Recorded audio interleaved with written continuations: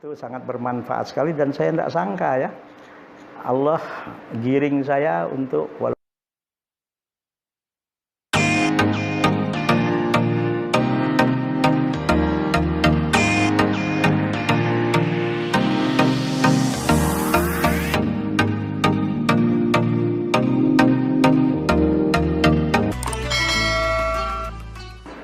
Assalamualaikum warahmatullahi wabarakatuh. Apa kabar Pak Kiai? Assalamualaikum warahmatullahi wabarakatuh. Alhamdulillah. Sehat ya Kiai ya? Wis, subhanallah, berkat doa semua. Jadi dan alhamdulillah saya berdua dapat mewawancarai Pak Kiai ini. Pak Kiai boleh cerita awal masuknya ke Darul Rahman nih Pak Kiai?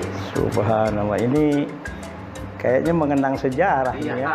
gitu Pak Kiai. Subhanallah. Saya kebetulan ya. Saya tuh lahir di Jakarta tahun 1964. Walaupun ibu ayah saya sebetulnya dari Bukit Tinggi. Bukit Tinggi. Ya, ayah orang saya Awak. orang Awak. Awas. Luar biasa. Jadi Pak Kiai lahir di Jakarta. Jakarta. Ya, tepatnya di Rumah Sakit Budi Kemuliaan. Budi Kemuliaan. Saya SD itu, ingat saya waktu saya kelas 1 SD, kebetulan ketika umur 2 tahun itu dibawa pulang ke Sumatera Barat oleh orang tua. Sampai saya kelas 1 SD. 1 SD saya di Jadi daerah. lahir di Jakarta berapa bulan Pak Kiai? Umur 2 tahun. 2 tahun baru dibawa ke Sumatera Barat. Jadi ngerasain nuansa Bukit Tinggi. tingginya Pak. Sampai berapa Sampai tahun? kelas 1 SD. 1 SD. Nah, kelas 1 SD orang tua bawa lagi ke Pulau Jawa ini, tapi nggak ke Jakarta, tapi ke daerah daerah Jawa Barat, Cipanas. Daerah Gadok, di depan istana itu kan ada jalan ke Gunung Kasur itu. Ini yang saya belum dengar, yang saya tahu Pak Kiai tinggal di Tenabang ini. Ya. Ternyata udah dari Bukit Tinggi ke Jawa Barat ya. Jawa Barat, kelas 2 SD di situ. Nah, kelas 3 SD pindah lagi ke Jakarta oleh orang tua. Nah, waktu itu saya kelas 3 SD di sekolah namanya Sekolah Dasar Negeri Petamburan Petang 1. Di depan Brimob. Di depan Brimob Petamburan, tapi wilayahnya Jakarta Barat itu. Tapi saya tinggal di Jakarta Pusat, di Tanah Abang. Di Tanah Abang, dan jalan kaki itu setiap hari itu. Sampai tamat kelas 6. Nah, tamat kelas 6 tahun 76. Terus sampai milih pondok pesantren untuk melanjutkan dari SD-nya tuh gimana Pak? Nah, jadi waktu itu saya tuh dapat, istilahnya kalau dulu itu apa ya, dapat penempatan di SMP 88 di Selipi. Tapi ketika itu orang tua tahun 77 mau pindah ke daerah Kampung Basmol di Kembangan Utara sekarang. Nah, waktu itu saya menolak untuk sekolah SMP. Ya, akhirnya dulu kan tahun ajaran itu awalnya Januari ya. Akhirnya saya tahun 77 itu nggak sekolah. Nganggur setahun tamat SD. Dari Darul Rahman gimana itu? Nah, orang tua itu kita sering mendengar radio Cendrawasih. Ada, dan memang saya juga waktu itu nggak mau masuk SMP, nggak mau. Ya, mendengar radio Cendrawasih, orang tua akhirnya tertarik, kemudian kita daftar di Pondok Pesantren Darul Rahman di Senopati. Ya, waktu itu daftarnya masih akhir tahun 77. Nah, awal Januari 78, nah itu masuk kelas 1 di Darul Rahman. Muridnya waktu itu belum ada kelas 3 aliyah Darul Rahman. Yang paling tinggi waktu itu hanya baru kelas 2 aliyah, kelas 5. Kelas 5 tahun 78. Nah, Pak Kiai di Rahman jadi alumni keberapa itu ya? Angkatan kelima. Angkatan kelima. Kemudian waktu saya kelas 1 Darul Rahman itu sekolahnya 1,5 tahun tuh kelas 1. Karena tahun 78 1 tahun, kemudian awal tahun 79 setengah tahun itu, waktu itu ada pergantian waktu belajar, jadi 1,5 tahun. Waktu zaman Menteri Pendidikannya Daud Yusuf. Nah, saya kelas 1 itu pertama kali saya kelas 1E di Darul Rahman. Wali kelas saya waktu itu Pak Kamaludin dari Riau. Tapi nggak lama, setengah tahun beliau pindah ke Riau, kemudian digantikan oleh guru kita Kiai Haji Qasim Susilo, saya kelas 1 itu. Nah, saya kelas 1, beliau baru masuk. Ya, baru masuk ke Darul Rahman pertengahan tahun 78. Nah, beliau wali kelas saya. Baik Pak Kiai, sebelum ke lanjut itu, jadi Pak Kiai dengan orang tua karena sering itu cendrawasih belum disinggung sedikit tuh. Kenapa cendrawasih? Ada apa dengan cendrawasih? Nah, cendrawasih itu waktu itu ada pengajian Kiai Syukron Makmun. Syukron Makmun, ceramah-ceramah beliau ya. Waktu itu kalau kata bahasa sekarang tuh lagi viral. Lagi viral, lagi rame ya. Lagi rame. Oh, di situ awalnya ceramahnya ya, Kiai Syukron, dan alhamdulillah almarhum ayah saya, saya biasa manggilnya Buya, Haji Muhammad Ali Nurdin, juga alumni dari Mesir sebetulnya. Alumni Mesir Kairo, dan juga beliau diantara waktu itu juga pidato dan ceramah-ceramah Kiai Syukron ini beliau tertarik sekali. Nah, itu awalnya. Terus lanjut pas di Darul Rahman. Di Darul Rahman alhamdulillah sampai lulus kelas 6. Kelas 6. Ya, kelas 1-nya saya kelas 1E. Kelas 2-nya 2C. Kelas 6 jadi tahun berapa tuh Pak Kiai itu? Kelas 6 tuh tahun 83 84. Nah, pertengahan tahun 84, tahun ajaran ya saya tamat. Waktu itu angkatan 5. Terus waktu saya kelas 6 itu yang tamat hanya tinggal satu kelas. Satu kelas. Padahal waktu kelas 1-nya itu dulu nggak ada A. Dulu ada B, C, D, E, F. Saya di kelas E. Alhamdulillah kelas 2-nya 2C. 3-nya 3B, 4-nya 4B, 5B. Nah, kelas 6 tinggal satu kelas. Dan kita lulus waktu itu hanya tamat sampai 39 anak. Oh, dari jumlah? Dari jumlah 39 anak itu kelas 1-nya waktu itu sampai F. Dari B, C, D, E, F. Kelas aja 30. Ya, 5 kelas hilang, 4 kelas hilang itu, 4 kelas hilang. Jadi yang terpilih lah tuh yang di ujungnya. Yang di ujungnya jadi satu kelas. Nah, terus Pak Kiai mengabdi apa langsung kuliah ke luar negeri Pak Kiai? Kebetulan setelah saya tamat itu orang tua ayah mulai sakit. Sakit, kalau menurut analisa kayaknya susah nih mau kuliah ini, karena kuliah kan perlu biaya bagaimana. Alhamdulillah sih waktu kuliah termasuk nilai ya lumayan lah. Kemudian saya dipilih di antara guru yang ngabdi. Yang ngabdi di Senopati waktu itu 1 tahun. Subhanallah, saya langsung jadi wali kelas 2C Putra waktu itu. 2C Putra. Ya, salah satu ya alhamdulillah di antara alumninya sekarang itu Profesor Dr. Muhammad Arskal Salim. Alhamdulillah. Nah, itu kelas 2C itu saya ingat tuh, saya wali kelasnya. Wali kelasnya, alhamdulillah. Sekarang bahagianya seorang guru tuh kalau muridnya jadi bermanfaat di masyarakat Pak Kiai ya. Bukan cuma bahagia, senang, dan mungkin kalau saat ini kalau saya ketemu banyak hal yang saya harus belajar dari beliau. Belajar itu kan sampai kapanpun kita nggak akan pernah selesai. Dan belajar dari siapapun ya Pak Kiai. Jadi terus lanjut ke kuliah kelas 2C itu ingat saya wali kelas saya namanya Ustadz Tirmidzi Kamil alumni Gontor. 2C. Kelas 3B naik wali kelas saya almarhum Ustadz Nur Hazim. Nur Hazim. Ya, kelas 4 ya, wali kelas saya waktu itu beliau kembali tuh, Nur Hazim. Nah, kelas 5 Ustadz Fauzi Las ya, LC. Saya kelas 5 Fauzi Hasan. Kelas 6 wali kelas saya waktu itu adalah Kiai Haji Masyuri Baidawi MA. Subhanallah, itu waktu saya di pondok dulu. Alhamdulillah ya saya waktu di pondok tuh banyak sekali dapat pengalaman gitu. Pas apalagi waktu ngabdi. Pernah jadi wali kelas, bahkan 4 tahun saya ngabdi, selamanya saya jadi wali kelas.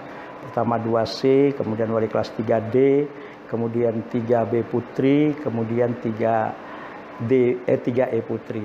Dan juga alhamdulillah kasih pengalaman jadi panitia santri baru. Pernah juga menjadi panitia ujian, dan juga tahun kedua tahun 85 ketika Darul Rahman membuka Darul Rahman 2 di Leuliang. Nah, waktu itu Kiai Haji Helmi Abdul Mubin yang sekarang pengasuh Pondok Pesantren Umul Qura Al-Islami di Leuliang. Nah, itu beliau koordinator di Leuliang. Saya ketika itu diamanahkan selain jadi wali kelas, selain ngajar juga saya waktu itu memegang dapur dan uang sekolah.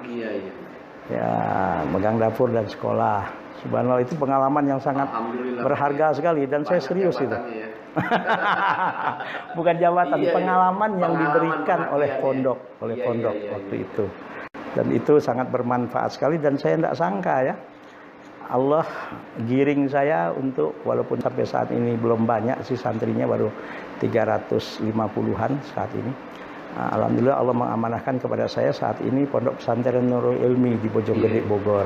Nah, mohon maaf sebelum ke situ Pak Ki, Ya. belum cerita tentang kuliahnya nih Pak Ki. Ya, kalau kuliah kebetulan 4 tahun ngabdi ya. Saya itu tetap semangat kuliah itu, apalagi dorongan almarhum Kiai Haji Antung Ghazali. Iya. Itu kalau setiap ketemu saya disuruh berusaha untuk kuliah. Tapi kalau bisa ke luar negeri dan dapat beasiswa. Nah, 4 tahun tuh saya 3 tahun. Tahun kedua itu saya tiap tahun buat namanya murosalah. Kemana-mana, ke Madinah, ya murosalah. Ke Madinah, ke Universitas Islam Madinah, ke Ummul Qura, ke Riyadh, bahkan mana aja saya tempuh, termasuk ke Libya. Baru alhamdulillah tahun keempat saya ngabdi, itu baru ada jawaban. Ya, saya dapat beasiswa, salah seorang santri Darul Rahman yang ketika itu dapat beasiswa ke Madinah tahun 1988. Ketika itu anak Darul Rahman 2 orang berangkat ke sana. Satu saya, yang kedua Ustadz Amir Mahmud. Ya, sekarang ya dosen di Yarsi, di angkatan 8 itu. Amir Mahmud yang kembar Pak Ki? Yang kembar, yang satu lagi Amir Makmun, itu kembarannya masuk ke Mesir di Kairo, kelas S2-nya Pakistan. Jadi itulah nasib ya, kita nggak tahu. Tapi memang saya yakin kulun muyassarun lima khuliqalahu.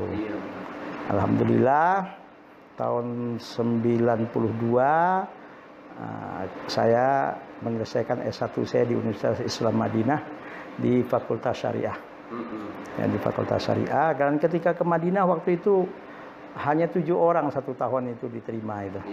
Salah satunya ya sekarang jadi anggota dewan itu Kiai Haji Bukhari Yusuf MA. Bukhari Yusuf dari PKS itu bareng-bareng sama saya itu waktu ke Madinah itu.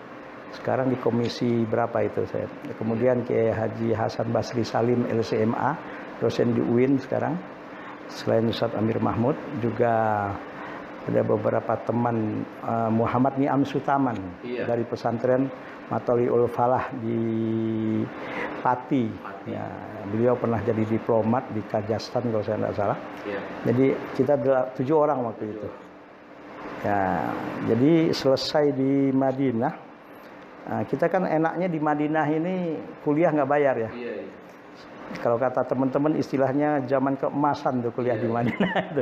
Kalau sekarang malah enak, beasiswanya 850 real. Oh, dulu berapa? Dulu kita cuma 520 real. Kalau kurs Indonesia berapa? Kalau sekarang itu ya kali aja hampir 4.000 lah. 4.000 ya. Iya, subhanallah. Tapi kita waktu itu bayar makan 105 real sebulan. Jadi bersihnya kita itu 415 real. Alhamdulillah kalau tur-tur itu ya mau umroh mau apa itu kampus tiap hari Rabu sore itu mengumumkan itu. Tapi sebelum itu 2-3 hari itu diumumkan siapa yang mau ikut tur, mau umroh ke Madain Soleh, pergi ke Badar, pergi ke mana gitu. Subhanallah. Dan kalau di Madinah itu semua free. Asrama gratis, ya, kitab kurikulum gratis. Bahkan kalau di semester itu kalau dapat nilai mumtaz 90 ke atas dapat namanya badal imtiaz 1.000 real. Bahkan tiap tahun juga kita punya namanya badal malabis. Pakaian itu diganti itu 1.500 real itu setahun itu. Bahkan kalau kita tamat, ketika kita mau pulang ke negara kita masing-masing, itu ijazah itu dikasihkan senilai harga tiket, juga dikasih uang namanya badal takharut. Seharga berapa tiket kita ke Indonesia. Waktu itu saya dapat badal takharut itu 4.000, sekitar 4.500 real. Subhanallah. Nah, alhamdulillah saya setelah itu ke Malaysia, ya. Ke Malaysia. Ya, saya ngambil postgraduate program in Diploma of Education dalam Teaching Arabic and Islamic Education di IAIN. Nah, di situ saya ketemu seorang guru ya, yang saya sudah anggap sebagai orang tua saya sendiri. Dan tiap hari Minggu tuh saya diminta ketemu beliau, orang Indonesia, tapi istrinya orang Malaysia, Profesor Dr. Hasan Langgulung. Iya, iya. Itu ahli pendidikan. Saya waktu ngambil diploma itu sering diajak ngobrol sama beliau, ngobrol tentang ya alhamdulillah saya termasuk kalau saya ngelihat saya tuh dia senang panggil saya tuh. Nah, dari beliau lah saya banyak dapat informasi, dapat ilmu, dapat pengalaman. Nah, niat saya dulu kenapa saya masuk postgraduate program dalam diploma education, karena di IAIUM itu niat saya tadinya mau masuk fakultas pendidikan, Faculty of Education, tapi S1 saya syariah.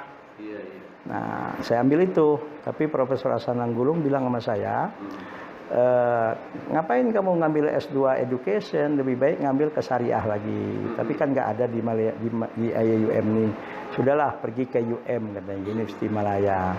Direkomendasikan oleh beliau, akhirnya saya mendaftar di IAIUM. Alhamdulillah selesai di namanya Akademi Pengajian Islam, di Fakulti Akademi Pengajian Islam Universiti Malaya. Di jurusan syariah, konsentrasi saya usul fikih. Iya. Nah, kebetulan saya ngambil tesis S2 saya adalah tentang usul fikih Saddu Zariah, pemakaiannya dalam fatwa Majelis Ulama Indonesia. Waktu itu saya kaji fatwa MUI dari awal MUI sampai tahun 1994. Waktu itu seingat saya. Nah, udah selesai itu, ya. Udah punya pondok atau belum lagi di Darul Rahman? Belum. Saya tamat di Malaysia. Sebelum tamat masih ngambil S2 tuh saya nikah. Ya kebetulan alhamdulillah Allah kasih jodoh juga dengan alumni Darul Rahman. Ya, angkatan 11. Iya, iya. Ustazah Hajah Tuti Dahlia namanya orang. Ya, alhamdulillah ya.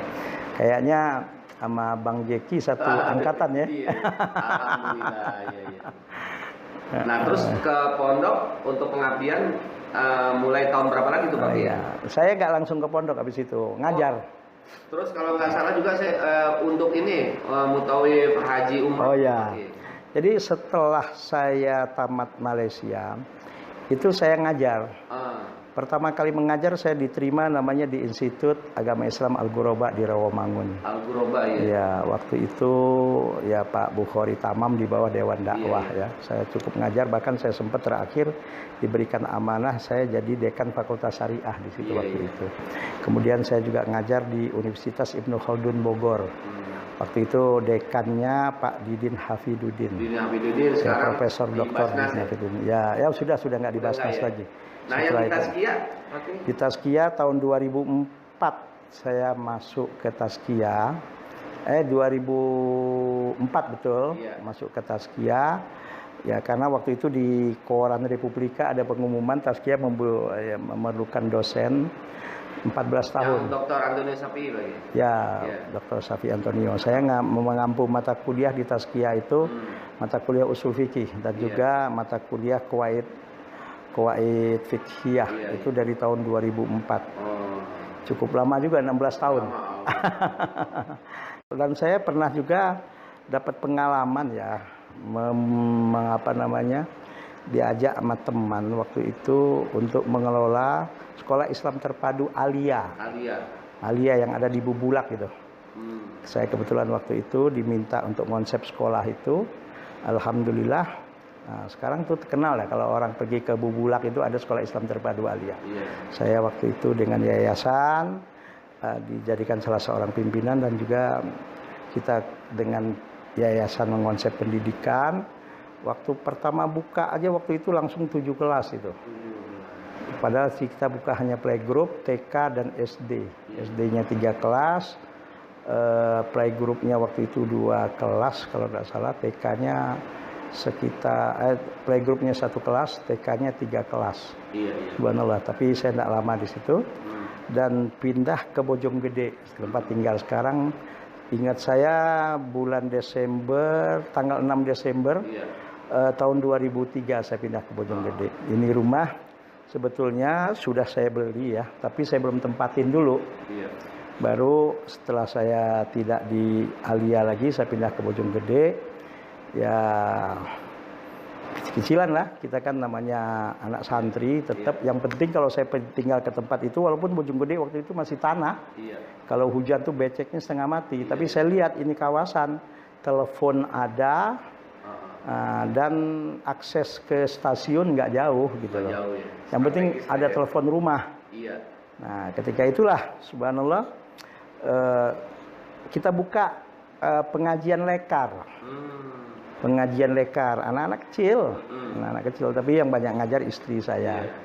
Ya saya tetap ngajar di Jakarta, ngisi-ngisi pengajian di kantor-kantor, khutbah Jumat. Alhamdulillah khutbah Jumat tuh dari tahun 99 sampai sekarang 2020 itu tiap Jumat nggak ada yang apa tuh full gitu. Tapi saya selalu memegang amanah Kiai Sukron. Jangan sampai kita mengecewakan, karena amanah beliau kalau kita diberikan kepercayaan oleh umat itu satu penghormatan. Maka saya nggak berani itu nerima jadwal itu satu hari itu dua tempat. Ntar mana yang paling ini nggak berani saya. Saya hanya tetap megang amanah. Ya, yang mana yang pertama lah itulah yang saya terima. Subhanallah. Walaupun yang kedua mungkin kalau secara ininya mungkin lebih besar secara dunianya. Tapi bagi saya itu bukan tujuan. Kalau soal kita dapat rezeki melalui itu sudah Allah yang tentukan. Ya seperti itu, Ustaz. Nah, di rumah ngaji. Nah, terus sampai ada pemikiran untuk bikin pesantren. Perluasan pesantren.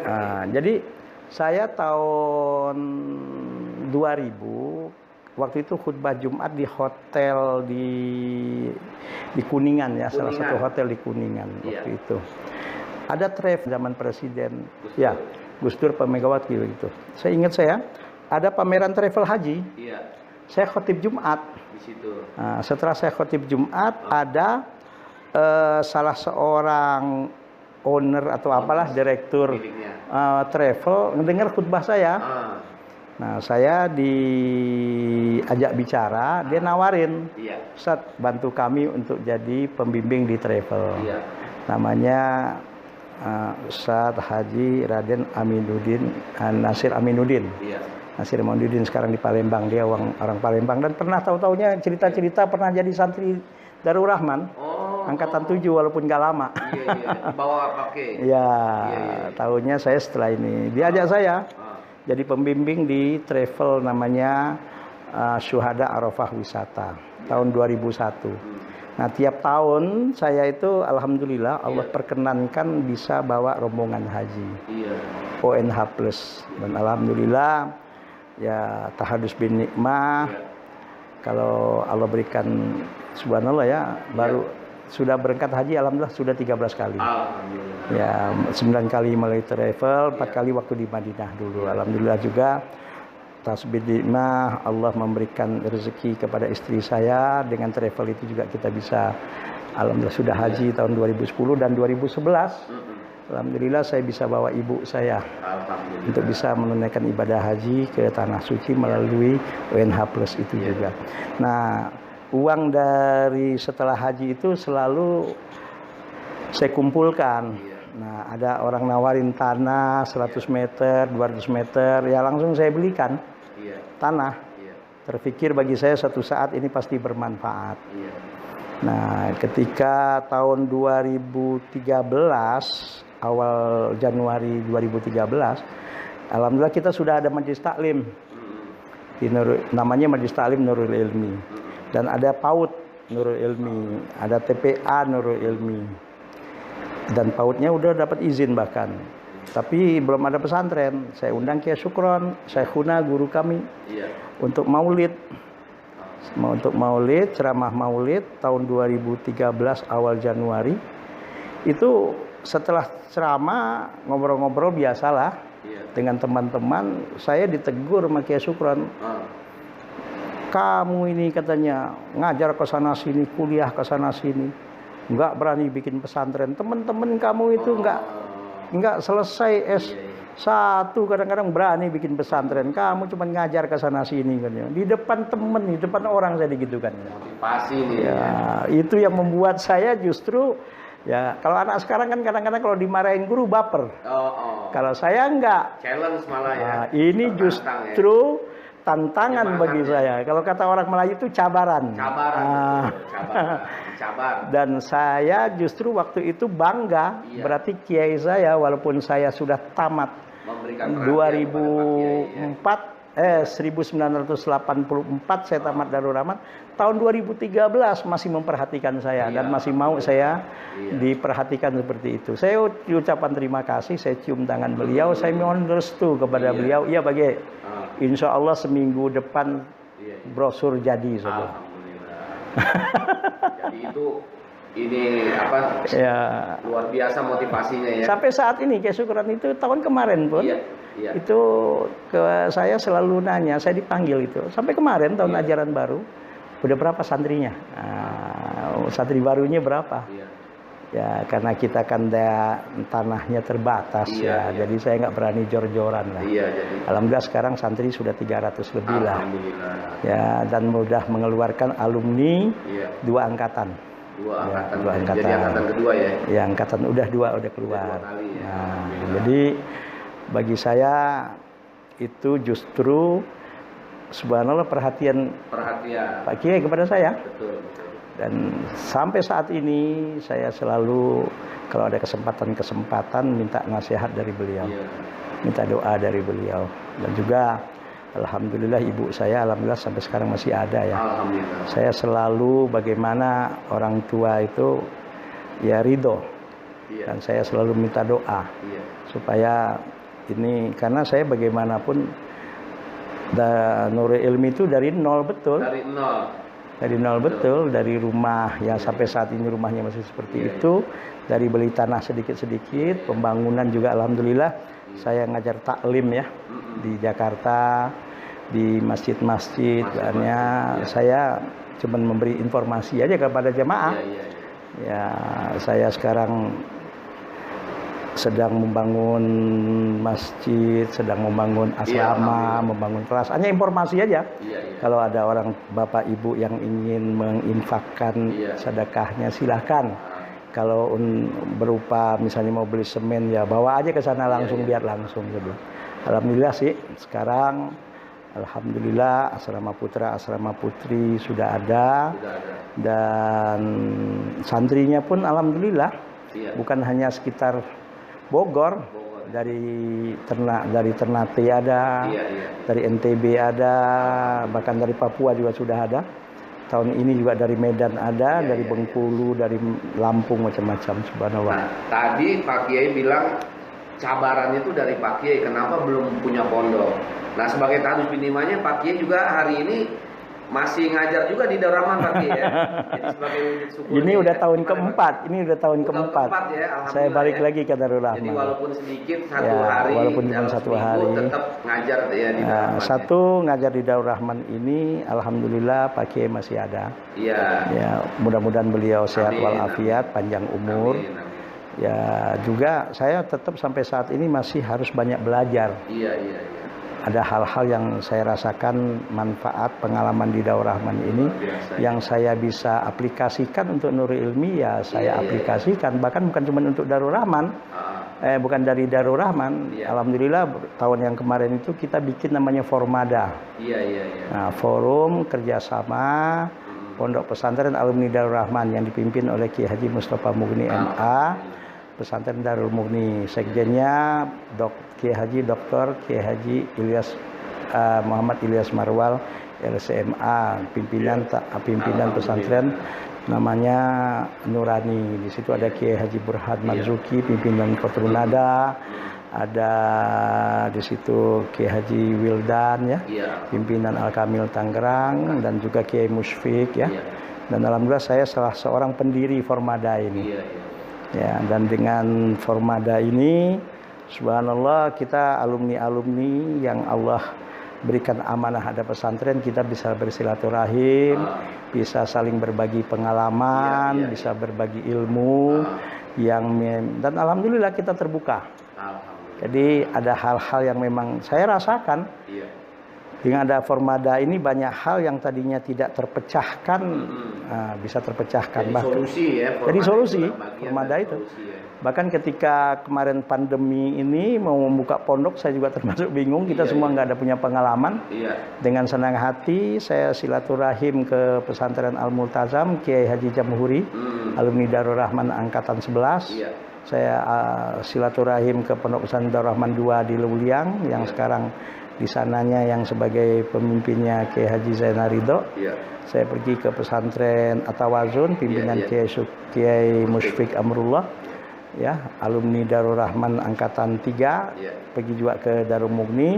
Kemudian konsep-konsep dan pengalamannya kita satukan, dan alhamdulillah dari pengalaman ini saya baru berani memutuskan anak Nurul Ilmi juga harus kembali ke pondok. Sebab dari tanggal 16 Maret waktu itu mereka sudah kita pulangkan. Iya, 4 bulan lebih. Ya sedih juga. Kadang-kadang istri saya itu melihat asrama kosong, kadang-kadang jangan saya sendiri juga kadang-kadang menangis ya. Ya Allah, mudah-mudahan sampai sekarang juga pandemi belum selesai, cepat berlalu. Dengan doa-doa kita, mudah-mudahan kita dijaga semua oleh Allah Subhanahu wa taala. Nah, dari kita udah bincang banyak Pak Kiai, mulai dari Pak Kiai masuk pesantren, kemudian keluar jadi alumni mengabdi kuliah, kemudian pengabdiannya di luar sebelum masuk lagi dan buka pondok. Nah, ini yang terpenting nih, kalau kayak ini jagoannya nih. Apa tuh? Ini. Apa quote-nya, kata-kata penyemangatnya, atau kalau bahasa Melayunya kata-kata pemangkin yang mau membuat greget dalam belajar, beraktivitas. Jadi punya wacana banyak, rencana banyak, ide-ide cemerlang banyak di atas kertas, tapi yang kayak Pak Kiai itu dikasih motivasi oleh Pak Kiai, kapan punya pondok? Nah itu kan kayak nonjok gitu, padahal tapi nonjoknya semangat gitu. Kalau saya dikasih nasihat seperti itu, justru saya terima kasih. Nah, berarti saya masih diperhatikan. Alhamdulillah saya masih menjadi pusat perhatian Syekhuna. Dan ini bagi saya satu penghormatan dan ini motivasi bagi saya. Terus selain itu apa pakai semangat hidupnya yang pakai pegang itu? Kan begini ya. Khairun nas anfa'uhum linnas. Sebaik-baik manusia itu adalah yang memberikan manfaat kepada umat orang banyak. Saya juga sebetulnya waktu menjelang sebelum ada pesantren itu saya pernah aktif di Yayasan Pelita Ilmu namanya. Pelita Ilmu, di situ ada Profesor Dr. Samsuri Jaljauzi. Sampai sekarang beliau masih ada ya. Beliau di LSM, bahaya narkoba HIV. Itu saya dulu sering diajak-ajak oleh beliau untuk ikut seminar-seminar, workshop, training. Bahkan saya oleh beliau itu pernah disuruh ceramah di depan menteri waktu itu. Sebagai narasumber tentang bahaya narkoba. Waktu itu Menteri Pemberdayaan Perempuan Ibu Khofifah. Bahkan pernah saya diajak langsung pergi ke Pontianak karena Badan Kontak Majelis Taklim Kalimantan Barat waktu mengadakan workshop ya, mengadakan ini seminar tentang bahaya narkoba. Saya langsung diminta jadi narasumber oleh beliau. Ya, saya masih ingat waktu itu nginep juga di Hotel Mutara, di hotel namanya Mutiara. Ada Pak Erdin Odang waktu itu. Itu abangnya Pak Sabta Odang sekarang gitu. Itu oleh Pak Dr. Samsuri Jal. Bahkan saya pernah disuruh ceramah tentang narkoba di depan para dokter dan tenaga kesehatan di Rumah Sakit Darmais. Saya bingung. Lah, di depan para dokter dan tenaga kesehatan Darmais saya suruh bicara tentang narkoba. Saya bilang, apa yang saya bicarakan Pak Prof? Saya bilang, lah dalam bidang kamu lah, jangan bicara dalam bidang medis katanya. Bidang pendekatan agama, pendekatan sosial, subhanallah. Saya banyak juga di Malaysia saya ketemu Profesor Dr. Hasan Langbulu yang selalu memotivasi saya. Di masyarakat waktu itu saya ketemu Profesor Dr. Samsuri Jaljauzi dan juga banyak. Jadi saya jadikan orang-orang seperti ini motivasi sebagai motivator saya. Jadi menginspirasi kita. Iya, menginspirasi saya. Orang hebat di sekeliling kita. Ya, dan banyak lagi lah. Mereka selalu berkata, kamu bisa, dia bilang. Pak Profesor Samsuri Jal itu pernah bilang sama saya, kamu tuh bisa katanya. Sampai saya waktu itu dengan beliau bikin namanya LDMM, Lembaga Dakwah Masyarakat Marginal. Iya, alhamdulillah. Bikin pengajian-pengajian. Jadi banyak belajar dari sekitar, jadi kita jadi semangat. Pokoknya bagaimana kita bisa menjadi orang yang memberikan manfaat. Baik ilmu kita, baik pengalaman kita, tenaga kita selama hayat di kandung badan. Karena bagaimanapun yang akan kita bawa nanti di akhir untuk menghadap kepada Allah itu ya amal ibadah kita. Dan kebaikan kita, mudah-mudahan amal jariah. Amin. Sedekah kita, bukan hanya sedekah uang. Kalau sedekah uang ya saya punya berapa ya? Ya mungkin sedekah ilmu, setengah tenaga, sedekah pemikiran dan sebagainya. Nah, ini yang membuat saya semangat. Itu jadi semangat. Jadi pakai semangat karena di sekeliling Pak Kiai yang menginspirasi itu orang-orang hebat semua. Jadi ikut hebat Pak Kiai. Jadi Ki Daur Rahman ini kenapa saya mau balik lagi? Ya salah satunya silaturahim. Karena ada satu konsep ya, jangankan dengan orang yang pernah ada hubungan silaturahim dengan kita. Dengan orang yang belum pernah ada silaturahim dengan kita pun, kita berusaha bagaimana untuk menjalin silaturahim. Sekarang juga alhamdulillah ya saya juga mudah-mudahan doakan itu Masjid Harokatul Jannah yang di situ pendirinya mantan wali kota Jakarta Selatan ya Dr. Datuk Rajonan Sati namanya, Haji Sahrul Effendi, ya itu juga sekarang yang di puncak Gadok itu, insya Allah 2021-2022 kita akan membuka International Islamic Boarding School, Algebra namanya. Nah saya termasuk alhamdulillah yang bergabung di situ.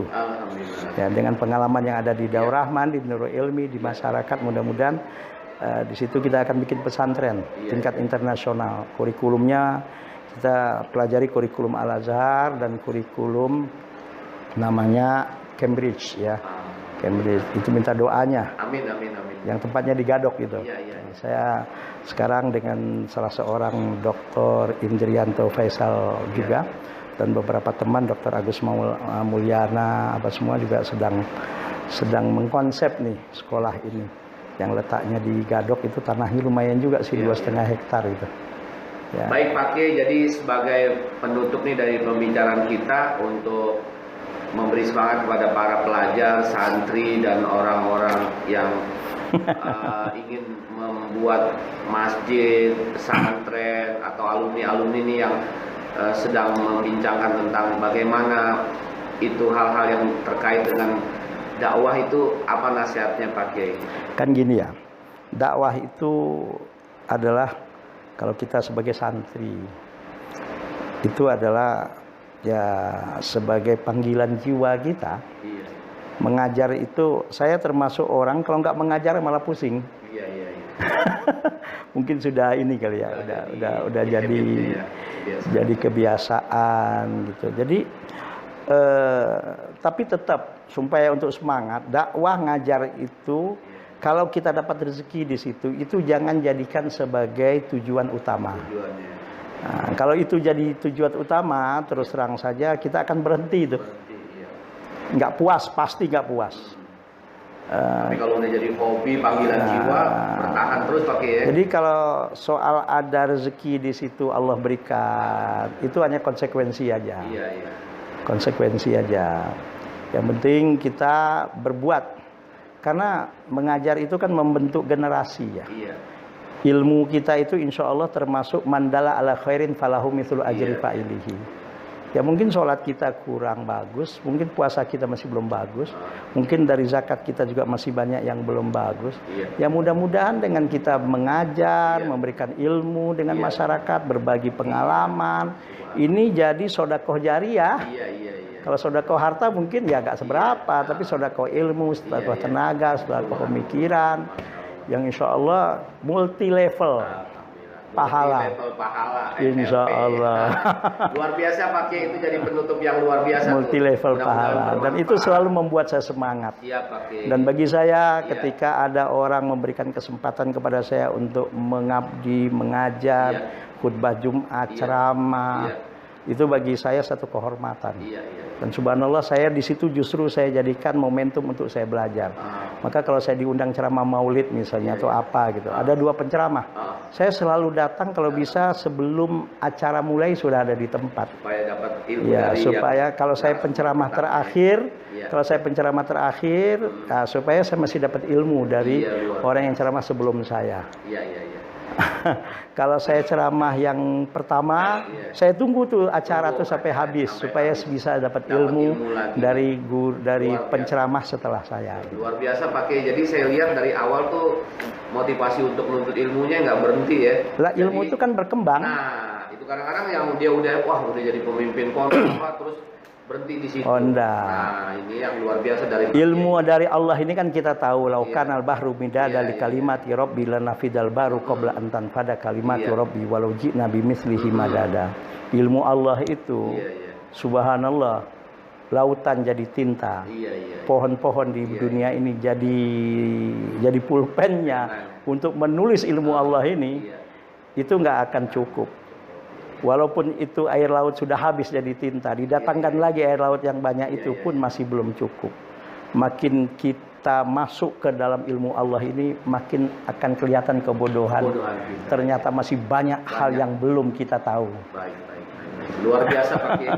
Jadi saya banyak belajar dari wawancara ini. Mudah-mudahan berkembang terus Nurul Ilmi. Amin. Dan tetap semangat di dalam dakwah. Mudah-mudahan istiqomah Pak Kiai. Ya, jadi kalau mau lihat Nurul Ilmi ada di YouTube ya, Nurul Ilmi Channel. Kemudian di mana di FB pun ada. Nah, itu websitenya pun ada. Kalau yang penting di Google buka Pondok Pesantren Nurul Ilmi Bojonggede Bogor. Siap. Nah, mudah-mudahan ini jadi amal soleh. Amin. Ya. Terima kasih Pak Kiai. Sama-sama. Mudah-mudahan bermanfaat untuk kita semua dan jadi amal jariah untuk kita semua. Amin. Terima kasih nih. Sama-sama. Saya diberikan kesempatan nih. Sama-sama, ini Pak penghargaan dan penghormatan bagi saya. Sama-sama Pak Kiai. Dan ini nggak saya sangka-sangka ini. Iya. Ya, alhamdulillah hari ini saya Selasa ini saya ngajar di Darul Rahman Jakarta. Dan alhamdulillah Bang Jeki ngajak saya untuk begini. Alhamdulillah. Ini satu penghargaan penghormatan. Syukran jazilan. Amin. Terima kasih Pak Kiai. Sama-sama. Waalaikumsalam warahmatullahi wabarakatuh.